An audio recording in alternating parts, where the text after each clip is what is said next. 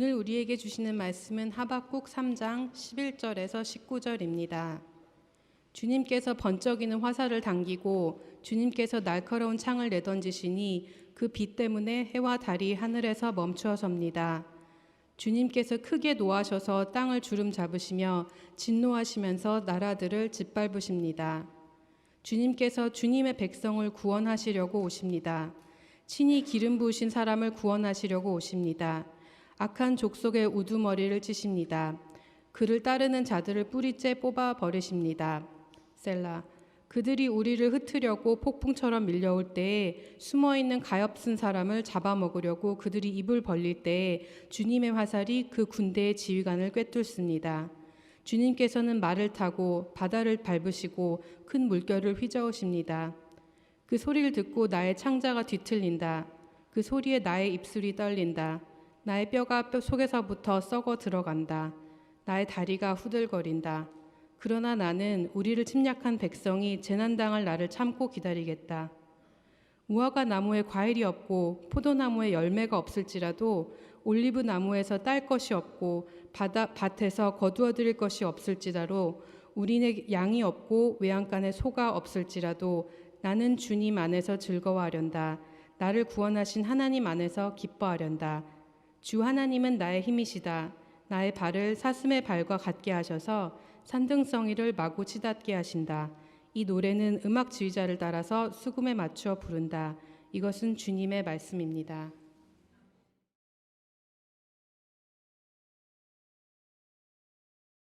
귀한 찬양 감사드립니다. 우리는 지난 주간에 사김의 소리를 따라서 하박국서를 읽었습니다. 이름도 이상한 이 예언자 하박국은 남왕국 유다가 영적으로 도덕적으로 심각한 지경에 이르렀을 때 부름받고 활동했습니다. 이 하박국이 얼마나 오랫동안 활동했는지에 대해서는 알 수가 없습니다. 우리에게 남겨진 그의 예언은 3장에 불과한데 예언이라기보다는 일기처럼 보이지요. 이 3장을 읽어보면 하박국은 의문이 많은 사람이었습니다. 구약 성경의 도마라 할 수 있을까요? 예수님의 제자 중 하나였던 도마는 다른 제자들에게서 십자가에 달려 죽으셨던 예수님이 부활하셔서 그들 가운데 나타나셨다는 이야기를 듣고는 콧방귀를 꼈습니다. 그분의 손바닥에 난 흉터에 자기 손가락을 넣어보고 그분의 옆구리의 상처에 손을 넣어보지 않고는 믿을 수가 없다고 했습니다. 도마는 기본적으로 의심이 많은 사람이었습니다. 하박국도 그랬습니다. 하박국은 유다 백성의 영적 윤리적 타락을 보고 격분합니다. 자신이 하나님이라면 이 지경을 그대로 두고 볼 수 없을 것이라고 생각을 했습니다. 그래서 그는 하나님께 이렇게 기도하지요. 어찌하여 나로 불의를 보게 하십니까? 어찌하여 악을 그대로 보기만 하십니까? 약탈과 폭력이 제 앞에서 벌어지고 다툼과 시비가 그칠 사이가 없습니다. 율법이 해이하고 공의가 아주 시행되지 못합니다. 악인이 의인을 협박하니 공의가 왜곡되고 말았습니다.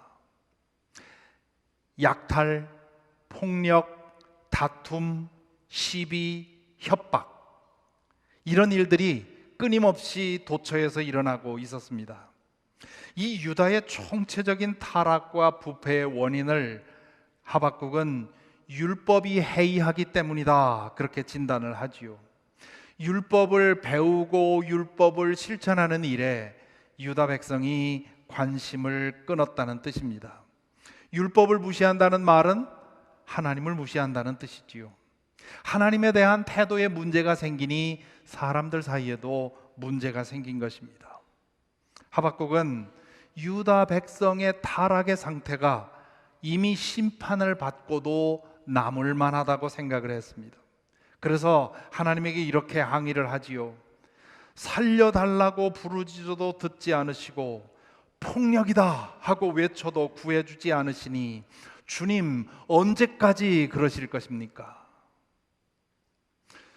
유다 백성의 타락상에 대한 하박국의 감정은 조금 지나쳐 보입니다. 어느 정도는 그 자신의 자의식, self-righteousness가 작용을 했던 것 같습니다.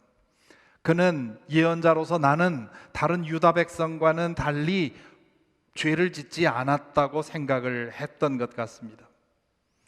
나는 의롭다고 생각하는, 의롭다는 그 믿음이 그로 하여금 동족에 대해서 분노하게 만들었고 하나님에게 심판을 촉구하게 만들었습니다.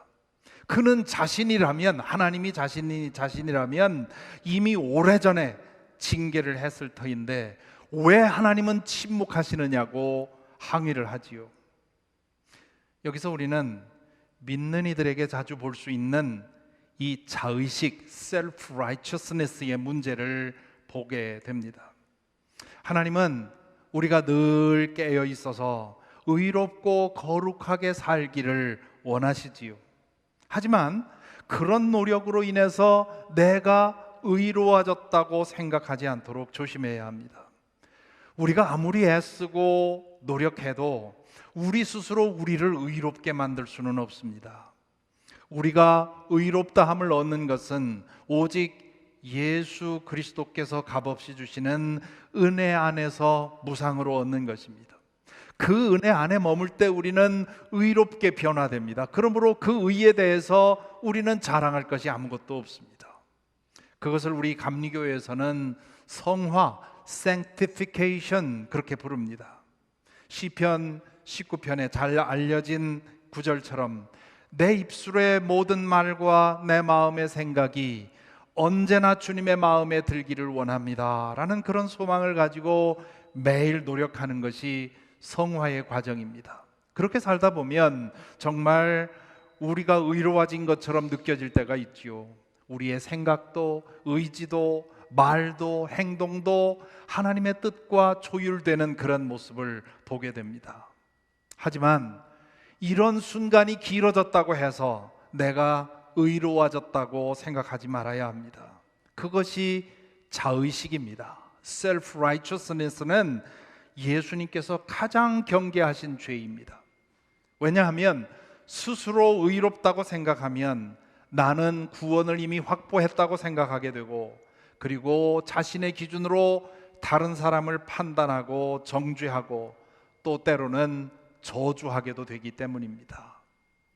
자신이 의롭다면 그것은 전적으로 우리를 의롭게 해주시는 하나님의 은혜임을 잊지 말아야 합니다. 그 사실을 기억하면 자신만큼 거룩하고 의롭게 살지 못하는 사람을 보고 판단하거나 정죄하거나 저주하지 않게 되는 거지요. 하박국은 헛된 자의식에 사로잡혀서 동족을 저주하면서 하나님의 심판을 호소했습니다. 몇 날 며칠을 그렇게 기도하며 지냈는지 모릅니다. 아마도 하박국이 지쳐서 포기할 즈음이 되었을 때 하나님이 답을 주셨을 것입니다. 하나님은 늘 우리가 마지막 단계에 와 있을 때 응답을 주십니다. 그분은 이렇게 말씀하시지요. 너희는 민족들을 눈여겨보아라. 놀라고 질겁할 일이 벌어질 것이다. 너희가 살아있는 동안에 내가 그 일을 벌이겠다. 너희가 듣고도 도저히 믿지 못할 것이다. 이제 내가 바빌로니아 사람을 일으키겠다. 그들은 사납고 성급한 민족이어서 천하를 주름잡고 돌아다니며 남들이 사는 곳을 제 것처럼 차지할 것이다. 지금 이 하박국 선지자가 활동할 즈음에는 아시리아가 절대 강자로 군림하고 있었습니다. 바빌로니아는 오랫동안 아시리아의 위세에 눌려서 살아가던 아주 작은 봉신국일 뿐이었습니다. 따라서 아시리아가 바벨론에 의해 패망한다는 것은 정말 놀라고 질겁할 일이고 도저히 믿지 못할 일이었습니다.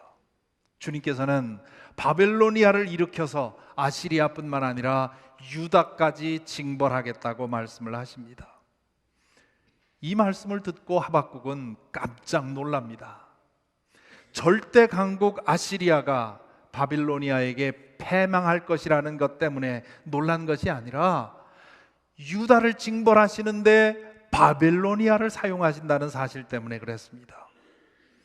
하나님이 이 철저히 부패한 유다 백성을 그냥 두는 것도 의롭지 않지만 바빌로니아를 도구로 해서 유다 백성을 심판하는 것은 더더욱 부당해 보였기 때문입니다.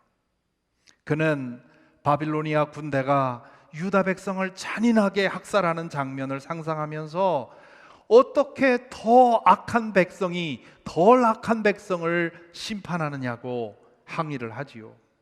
하박국은 이 문제를 목숨을 걸고서라도 이 문제에 대한 답을 얻어야 된다고 생각을 했습니다. 그리고 하나님을 만나서 이 일만큼은 막아야 된다고 생각을 했습니다. 그래서 그는 이와 같이 얘기를 하지요. 내가 초소 위에 올라가서 서겠다. 망대 위에 올라가서 나의 자리를 지키겠다. 주님께서 나에게 무엇이라고 말씀하실지를 기다려보겠다. 내가 호소한 것에 대하여 주님께서 어떻게 대답하실지를 기다려보겠다. 하박국은 의문을 해결하기까지 포기할 줄 모르는 아주 치열하고 집요한 사람이었던 것 같습니다. 그는 마치 전쟁에 나갔던 전령이 승전보를 가지고 오기를 밤새워 기다리는 파수꾼처럼 하나님께서 자신의 이 질문에 대해서 응답해 주기를 청하며 기다렸습니다. 그 응답을 받기까지 또 몇 날 며칠이 걸렸는지 모르겠습니다. 응답이 오면 하나님과 담판을 지을 생각이었습니다. 그 치열한 간구에 대해서 하나님은 다시 응답을 주시지요. 그분은 바빌로니아를 일으켜서 유다를 심판하는 것은 바빌로니아의 죄악을 내가 몰라서가 아니라고 하십니다. 그들을 심판의 도구로 사용하신 다음에 그들의 죄는 그들의 방식대로 심판하겠다고 말씀을 하십니다. 그러면서 주님은 자신의 처사에 대해서 사사건건 트집 잡고 불의하다느니 공의롭지 못하다느니 따지는 하박국에게 이렇게 말씀하시지요. 나 주가 거룩한 성전에 있다. 온 땅은 내 앞에서 잠잠하여라. 무슨 말입니까? 내가 창조주이고 내가 주관자이고 내가 심판자라는 뜻입니다. 자신의 기준으로 하나님의 처사를 평가하면서 부당하다고, 그럴 수는 없다고, 말도 안 된다고 불평하는 하박국에게 당신이 누구인지, 당신이 어떤 분이신지를 밝히는 것입니다. 마치 하나님이 자신의 맞상대라도 되는 양 주제넘게 생각하고 말하는 하박국에게 너는 내가 누구인지 아느냐고 말씀을 하시는 겁니다.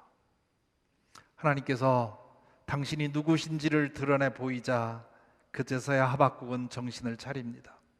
스스로 자신이 의롭다고 생각하면서 하나님을 자신의 맞수로 여겼던 그의 교만이 산산이 깨져버립니다. 자신이 하나님을 얼마나 작게 만들었는지, 그리고 하나님 앞에서 자신이 얼마나 크다고 착각했는지 깨달은 것입니다. 그 순간 자신이 하나님께 제기했던 그 의문과 반항이 얼마나 철없는 것인지를 깨닫습니다.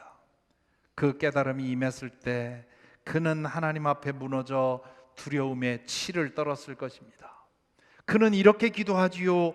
주님, 내가 주님의 명성을 듣습니다. 주님, 주님께서 하신 일을 보고 내가 놀랍니다. 이것은 욥기에 일어난 일과 유사합니다. 욥은 자신에게 한꺼번에 닥친 재앙으로 인해서 하나님께 온갖 의문을 제기하지요. 그는 온갖 말로 하나님의 정의를 변호하는 친구들과 지치도록 피곤한 논쟁을 벌이면서 나에게 이런 재앙을 일어나도록 내버려 두시는 하나님을 나는 도무지 이해할 수 없다고 저항합니다. 그러던 중에 하나님께서 그분의 영광의 한쪽을 보여주십니다. 그분의 놀라운 영광과 위엄에 압도되자 욥은 이렇게 고백하지요. 잘 알지도 못하면서 감히 주님의 뜻을 흐려놓으려 한 자가 바로 저입니다. 깨닫지도 못하면서 함부로 말을 하였습니다. 제가 알기에 너무나 신기한 일들이었습니다. 주님이 어떤 분이시라는 것을 지금까지는 제가 귀로만 들었습니다. 그러나 이제는 제가 눈으로 주님을 뵙습니다. 그러므로 저는 제 주장을 거두어 드리고 티끌과 잿더미 위에 앉아서 회개합니다. 하나님이 어떤 분이신지를 깨닫고 나서야 욥은 자신이 얼마나 무모하고 교만했는지를 알게 된 것입니다. 한 주먹 남짓되는 자신의 두뇌로 온 우주보다 크신 하나님을 판단하려 한 것이 얼마나 주제넘은 일인지, 3차 방정식 하나도 제대로 못 푸는 이해력으로 하나님의 그 고차 방정식을 풀려 한 것이 얼마나 어리석은 일인지를 알게 된 것입니다. 그래서 입을 다물고 주님께서 어떻게 처분하시든 주님의 처분을 따르겠다고 자신을 맡기는 것입니다. 오늘 우리는 하박국이 하나님께 드린 기도의 결론을 읽었습니다. 이 마지막 본문은 추수감사절 설교 본문으로 자주 선택되곤 합니다. 찬양곡의 가사로도 자주 불리곤 하지요. 무화과 나무에 과일이 없고 포도나무에 열매가 없을지라도, 올리브 나무에서 딸 것이 없고 밭에서 거두어 드릴 것이 없을지라도, 우리의 양이 없고 외양간에 소가 없을지라도 나는 주님 안에서 즐거워하련다. 나를 구원하신 하나님 안에서 기뻐하련다. 주 하나님은 나의 힘이시다. 나의 발을 사슴의 발과 같게 하셔서 산등성이를 마구 치닫게 하신다. 여기서 하박국은 하나님의 심판으로 인해서 폐허가 된 상황을 상상하며 말하고 있습니다. 그런 상황을 상상하면서 그런 일이 일어날 때 자신은 즐거워하고 기뻐하겠다고 말하는 것입니다. 그런 상황에서 즐거워하고 기뻐하는 것은 심리적인 충격으로 인해서 실성한 사람에게나 어울리는 일입니다. 따라서 하박국이 여기서 고백하는 것은 그런 참담한 상황에 처할 때라도 절망하거나 낙심하지 않겠다는 뜻으로 보아야 합니다. 하나님이 그 심판을 허락하신 것이라면 그분은 심판 후에 새로운 일을 시작할 것을 믿기 때문입니다. 믿지 않는 사람들은 눈에 보이는 것 외에는 보지 못하지만, 믿는 사람들은 하나님의 보이지 않는 손을 믿습니다. 그것을 믿기 때문에 소망을 놓지 않을 것이라는 것입니다. 과거에 하박국은 이런 상황에서 하나님을 향해 분노를 쏟아붓고 온갖 의문을 제기하면서 원망을 했습니다. 하지만 이제는 달라졌습니다. 참혹한 운명을 만난다 해도 그것이 전부도 아니고 마지막도 아님을 알기 때문입니다. 하박국은 상황에 따라서 하나님이 계시느니 안 계시느니, 하나님이 정의롭느니 불의하니, 하나님이 사랑이 있니 아니니, 그렇게 질문하는 믿음에서 그분의 영원하고 절대적인 선하심을 믿고 견디는 믿음으로 성장한 것입니다. 주님께서 하박국에게 주신 말씀 중에 주목할 말씀이 있습니다. 바울 사도가 로마서 1장 17절에서 인용해서 중요해진 말씀이지요. 마음이 한껏 부푼 교만한 자를 보아라. 그는 정직하지 못하다. 그러나 의인은 믿음으로 산다. 바울 사도는 여기서 의인은 믿음으로 산다는 문장을 인용을 했지요. 여기 의인이라는 말은 믿는 사람이라는 말로 바꿔 쓸 수 있습니다. 믿음은 여기 NIV 성경에서 말한 대로 faithfulness로 번역을 해야 합니다. faithfulness는 신실함, 충성스러움, 한결같음, 그런 뜻입니다. 옛날에는 미쁘다 그런 말을 썼지요. 미쁘다라는 말은 믿음직스럽다 그런 뜻입니다. 한결같기 때문에 믿음직스럽다 그런 얘기지요. 여러 가지로 번역할 수 있는데 저는 한결같다는 말이 이 faithfulness를 가장 잘 번역하는 말이라고 생각을 합니다. 그래서 이 의인은 믿음으로 산다는 말을 이 의역해서 번역을 하면, 믿는 사람은 사는 동안 하나님에게 한결같다. 그렇게 번역할 수 있습니다. 과거의 하박국은 하나님을 믿는다고는 했지만 그분이 어떤 분인지 제대로 알지 못해서 그의 마음이 한껏 교만해졌었습니다. 그의 생각대로 하나님의 처사를 판단하고 비판하고 정죄했습니다. 그러한 의문과 회의와 분노로 인해서 하나님께 대한 그의 믿음은 들쑥날쑥했고요, 냉탕과 온탕을 왔다 갔다 했습니다. 좋은 일이 생기면 할렐루야 하면서 나쁜 일이 생기면 왜 이러십니까? 라고 저항했죠. 그런 하박국에게 주님은 당신의 영광과 능력을 보여주셨습니다. 그것을 보자 하박국은 자신이 얼마나 교만했는지, 얼마나 바르지 못했는지를 깨닫습니다. 하박국은 욥처럼 하나님 앞에 무너져 앉아 회개했을 것입니다. 그리고 이렇게 고백한 것입니다. 이제는 하나님 앞에 한결같이 살겠다고, 내 앞에 어떤 일이 일어나도 내 믿음 변치 않을 거라고 고백하는 겁니다. 상황에 따라 일희일비하지 않고 어떤 상황에서도 하나님을 의지하고 살겠다고 말합니다. 인생을 이즈음 살고 나니 한결같은 것이 제일 좋습니다.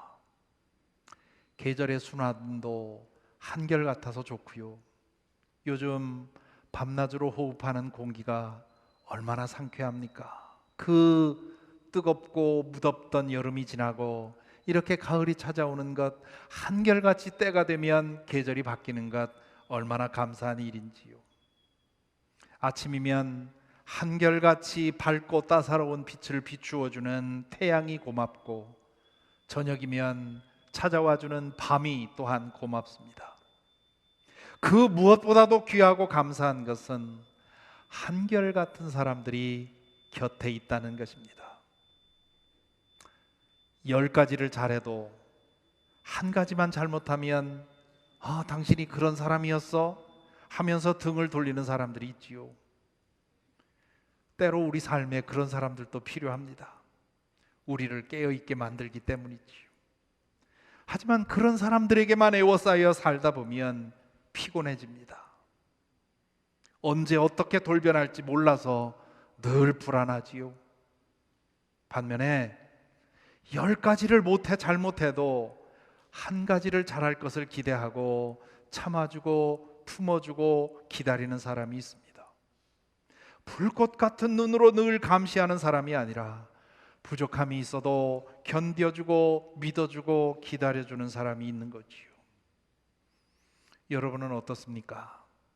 여러분의 가정에서, 교회에서 혹은 직장에서 만나는 사람들에게 여러분은 한결같은 사람입니까? 아니면 언제 어떻게 돌변할지 몰라서 늘 곁에 있는 사람들을 불안하게 만드는 사람입니까? 다른 사람들을 늘 예의주시하면서 평가하고 그에 따라서 태도를 바꾸는 사람입니까? 기분에 따라 시도 때도 없이 주변 사람들을 긴장시키는 사람은 아닙니까? 부디 여러분을 아는 사람들에게 여러분이 한결같은 사람으로 기억되기를 바랍니다. 또한 여러분에게도 그런 사람들이 많아지기를 바랍니다. 우리가 믿음 안에서 성장해 가면서 바라고 소망할 일 중에 하나는 바로 이것입니다. 한결같은 마음, 한결같은 행동, 한결같은 걸음, 한결같은 태도로 살아가는 것입니다. 하나님에게도 한결같고 사람들에게도 한결같은 것이지요. 우리가 믿는 하나님은 한결같은 분입니다. 하나님의 성품을 가리키는데 자주 사용되는 단어가 구약에서는 히브리어 헤세드라는 말이고 신약에서는 헬라어 아가페라는 말입니다. 헤세드도 아가페도 한결같은 사랑을 의미합니다. 예수 그리스도께서 우리에게 계시하신 그 성부 하나님은 한결같으신 분입니다. 이렇게 말하면 다음과 같이 반문하고 싶은 분이 계실지 모르겠습니다. 무슨 말인가요? 성경을 읽어보면 하나님이야말로 변덕이 죽을 듯 하는 분 아닙니까? 사실 구약 성경을 읽다 보면 하나님이 당신의 백성들을 불꽃 같은 눈으로 지켜보면서 사사건건 참견하고 징계하는 것 같은 이야기들이 많이 나옵니다. 하나님이 마치 분노가 머리끝까지 치밀어 있어서 조금만 건드리면 분노를 터뜨릴 것 같은 그런 분으로 우리가 알게 됩니다. 그러나 그것은 피상적으로 읽은 결과입니다. 후대 독자들에게 교훈을 주기 위해서 쓰인 구약 성경의 특성상 이스라엘 백성들의 잘못과 그 잘못에 대한 하나님의 징벌이 주로 기록이 되어 있습니다. 그들이 하나님의 사랑 안에서 평안하게 사는 이야기들은 대부분 생략이 되었습니다. 그렇기 때문에 구약 성경을 줄줄 읽다 보면 하나님이 마치 분기탱천에서 언제라도 터질 것 같은 그런 분으로 생각하게 됩니다. 뿐만 아니라 그 하나님의 분노조차도 그분의 사랑에서 나옵니다. 당신의 백성에 대한 한결같은 뜻은 구원이요 사랑이요 축복입니다. 그래서 예레미야를 통해서 이렇게 말씀하시지요. 너희를 두고 계획하고 있는 일들은 오직 나만이 알고 있다. 내가 너희를 두고 계획하고 있는 일들은 재앙이 아니라 번영이다. 너희에게 미래에 대한 희망을 주려는 것이다. 나 주의 말이다. 유다 백성이 바빌로니아의 침공을 받아 멸망한 후에 주님께서 예레미야에게 주신 말씀입니다. 지금 그들이 경험하고 있는 그 총체적인 재앙과 불행과 파멸, 그것은 하나님이 그들을 미워한다는 뜻이 아니라는 겁니다. 하나님의 궁극적인 목적도 아닙니다. 그들에 대한 하나님의 사랑은 변함이 없는 것입니다. 욥은 그리고 하박국은 하나님이 보여주시는 위엄과 영광과 능력을 보고 그분의 한결같은 사랑을 깨달았습니다. 그들처럼 특별한 체험을 통해서 그 하나님의 위엄과 영광과 능력을 보는 것은 아무에게 일어나는 일은 아닙니다. 그렇다면 우리는 그런 체험을 해본 적이 없는 사람들은 어찌하면 되겠습니까? 감사하게도 누구에게나 하나님의 위엄과 권능과 영광과 그 변함없는 사랑을 보게 해주는 것이 있습니다.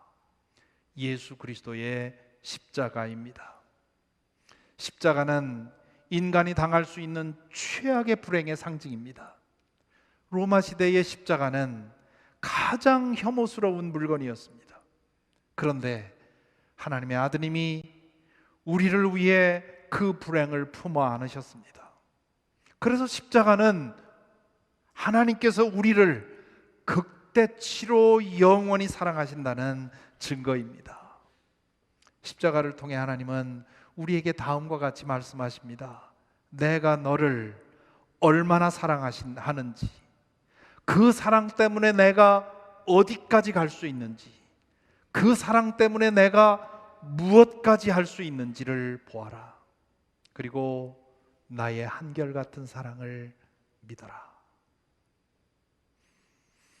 우리가 살아가면서 늘 십자가를 바라보아야 하는 이유가 여기에 있습니다. 특별히 고난의 짐에 짓눌릴 때, 혹은 물리적인 상황으로 인해서 하나님의 존재와 사랑과 정의에 대한 의문이 들 때, 바로 그때가 십자가를 더 주목할 때입니다. 하박국이나 욥이 처한 것처럼 참담한 상황에 처할 때 십자가를 더욱 붙들어야 합니다. 십자가의 그늘 안에 머물러 있을 때 우리는 알게 됩니다. 우리가 당하는 일과 우리가 처한 상황이 하나님이 없다는 증거가 아니라는 사실을, 그분의 정의의 결함이 있다는 증거도 아니라는 사실을 말입니다. 그럴 때 우리는 환난 후의 욥처럼 혹은 하박국처럼 하나님을 한결같이 신뢰하고 예배하고 사랑할 수 있습니다. 그 믿음은 우리로 하여금 이 세상에서 당하는 환난과 고난을 이기게 만들어 줍니다. 우리가 당하는, 믿음 안에서 당하는 환난과 고난은 우리를 더 한결같은, 더 흔들림 없는 믿음으로 빚어줍니다. 그리스도의 넓은 품을 갖고 한결같은 사랑으로 사람들을 대하게 만들어줍니다. 가정에서, 교회에서, 그리고 직장에서 만나는 사람들에게 한결같은 사람이 되도록 우리를 변화시켜 주십니다. 그럴 때 우리는 하나님의 모습을 보게 해주는 통로가 될 수 있습니다. 요즘 저 자신에게 바라는 간절한 소망이 있습니다. 저를 지으시고 구원하신 하나님께 한결같이 행하는 것입니다. 저의 인생에, 그리고 저의 앞길에 무엇이 있을지 저는 알지 못합니다. 평탄하기를 바라는 것이 모두의 소망이지만 박해와 환난은 언제든 우리의 믿음을 흔들 수 있습니다. 저의 앞길에 무엇이 있든 하나님께 대한 저의 믿음이 한결같기를 소망합니다. 한결같은 걸음으로 믿음을 걸어 마지막 순간까지 완주하기를 소망합니다. 얼마 전에 잠시 우리 곁을 떠나가신 김시원 교우님처럼 마지막 숨 다하는 날 그 시간까지 사랑하는 주님 앞에 한결같기를 소망합니다. 그뿐만 아니라 제가 아는 모든 사람들에게 한결같은 사람이 되기를 소망합니다.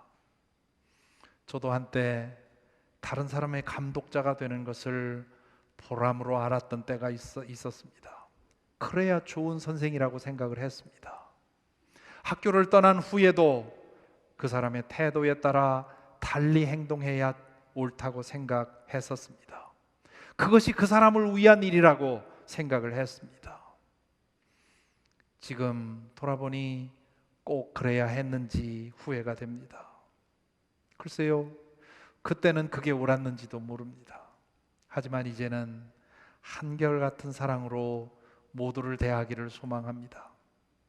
10가지를 잘못해도 한 가지를 잘할 것으로 기대하고 소망하면서, 아니 그 한 가지도 잘하지 못해도 견뎌주고 품어주는 사람이 되기를 소망합니다. 왜냐하면 그것이 저를 구원하신 하나님이 저를 대하시는 방법이기 때문입니다. 그것이 주님의 십자가를 통해 제가 경험한 하나님의 사랑이기 때문입니다. 부디 저의 이 소망과 이 기도가 교우님들에게 공유되기를 기도합니다. 그럴 때 우리 교회를 통해서 하나님의 사랑이 더 선명하게 드러날 것이기 때문입니다. 기도하겠습니다.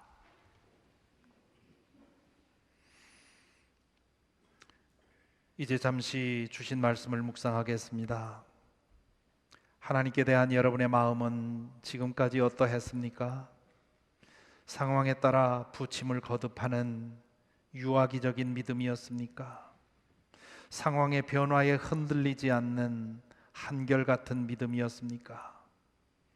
여러분의 믿음은 박해와 환난을 견딜 만한 믿음입니까? 인자의 날까지 견딜 믿음입니까? 여러분은 주변 사람들에게 어떤 사람입니까? 언제든 같이 있고 싶은, 자신의 허물까지 품어줄 것으로 생각되는 한결같은 사람입니까? 그런 사람 하나가 이 세상을 얼마나 따뜻하게 하는지요? 이 시간 기도하십시다.